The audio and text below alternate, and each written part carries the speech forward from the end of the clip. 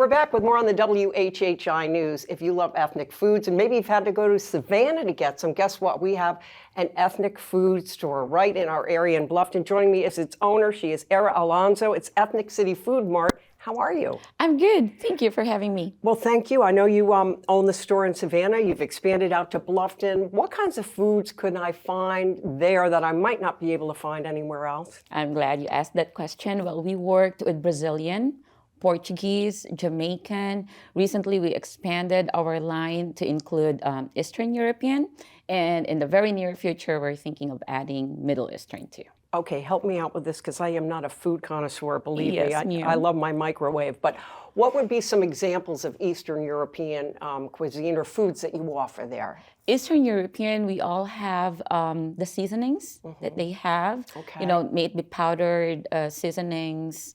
And also we have their ketchup, their mustard. And it is different, right? Yes, all jarred like pickles, relishes that they have. Yes, ma'am. Oh, that sounds good. Now, you said to me, gee, Allie, I am a business. I know you like to talk to people more that are doing good in the community, but you're involved with the financial literacy program that we featured earlier in the program. Why did you decide this is an effort I want to join forces with financial literacy? Well, I started my financial literacy journey actually because of the store, because I met a lot of women, you know, from my background. Which is? Filipino. Okay. And they come to me and I see them, not that they're struggling, but they're not ready financially. So with that, I mean, financially in the future, you know. Sure. So with that, I thought, you know what, I have to learn something to be able to reach out to these housewives, to these women as well, you know. And even the Brazilian community there, it's so huge. And a lot of us immigrants, we just work and send our money back home. Yeah. So I met them in my store.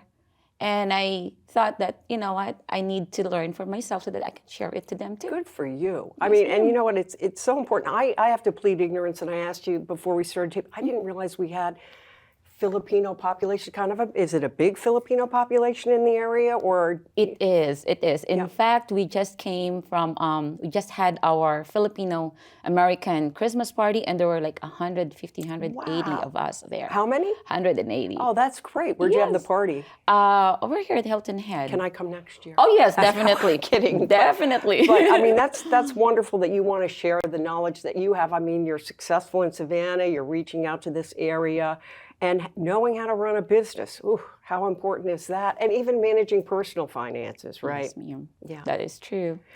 Go ahead, I'm sorry. Yes, so when I was in college here in the U.S., when I arrived here, I went to college and I learned, you know, marketing and all that stuff, and we were asked to write our business plan. And one of my business plan was an ethnic grocery store, because we had to drive back then, we had to drive 4 hours to Orlando to get our supplies. Wow, that's incredible. So now the people from the Lowcountry don't have to drive all that, you know, much, because they can get their supplies here. That's wonderful.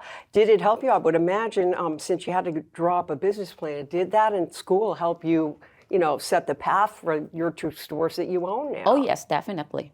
Yes, ma'am, definitely. That's where I, the groundwork for the business plan. And of course, you know, when you are already applying it in the real life, you just have to go through all the research and add more knowledge. Now, you had the business plan, but once you actually were in business, did you have to make some adaptations along the way? Oh, yes, ma'am, we do, because we listen to our customers. We listen to our customers' feedbacks and their requests, and my goal is to be able to really serve the community and, you know, provide them with what they need. Well, you've been successful so far. When you look to the future, where do you see yourself and your business or businesses in 5 years? Okay, for the store, for the EthniCity Food Mart, I see myself as being able to cater, you know, not just to the people that we're already catering now, but expand it more and reach out to more different ethnicities. You know, some people ask us from Australia or even from England about their products, and we want to be able to provide that. As for the financial literacy office, in 5 years from now, we want to see the Lowcountry, you know, population being financially educated. Alonso, I want to thank you so much for joining us on WHHI-TV. Yes, ma'am. Thank you. I appreciate your time. Thank you. And we will be right back.